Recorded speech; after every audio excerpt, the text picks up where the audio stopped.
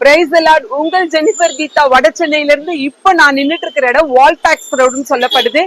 இந்த இடம் குறிப்பா திருப்பள்ளி பஸ் ஸ்டாண்டு கிட்டதான் இந்த மாதிரி மூங்கில்ல செய்யப்படுற பொருட்கள் விக்குதுங்க. மூங்கில்ல செய்யப்பட்ட ஸ்கிரீன்ஸ், அப்புறம் வெட்டி வேறு ஸ்கிரீனு, அப்புறம் கூடைகள், சின்ன கூடைகள், அப்புறம் இந்த மாதிரி துணி போடுற கூடைங்க மூடியோட சேர்ந்து, அப்புறம் இந்த பெரிய கூடைகள் பார்க்கவே ஆசையா இருக்குது இல்லையா? இங்க எல்லாமே விற்கப்படும். முறம் கூட விற்கப்படுது. ஆனா எனக்கு இந்த கூடைய பார்த்த உடனே பவுலையா தான் ஞாபகம் வந்தாரு. சவுல் ஆகிய அவர் பவுலா மாறதுக்கு முன்னாடியே இயேசு கிறிஸ்துவை ஏத்துக்கணும். உடனே இம்மிடியட்டா தமஸ்குல முழுக்க கிறிஸ்துவே தேவனுடைய குமாரன்னு பிரசங்கிக்க தொடங்கிடுறாரு. அப்படி அவர் பிரசங்கிக்கிறத பார்த்த உடனே யூதர்களுக்கு அதிர்ச்சி ஆயிடுது, கோபமும் ஆயிடுது.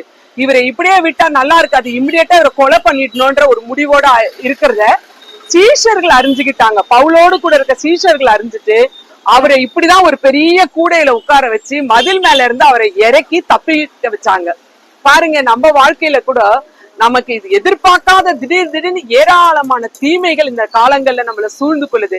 நம்ம யாரையும் பகைக்கவே வேணாம், தானாவே பகைஞர்கள் எழுப்பிடுறாங்க. ஆனா இன்னைக்கு தேவன் அப்படிப்பட்ட தீங்குல சிக்கி தவிக்கிற நமக்கு ஒரு வாக்குத்தத்தத்தை கொடுத்திருக்கிறாரு. சங்கீதம் 121 அதிகாரம் 7ஆம் வசனம், கர்த்தர் உன்னை எல்லா தீங்குக்கும் விலக்கி காப்பார்.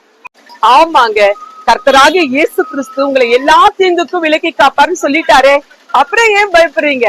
God bless you all.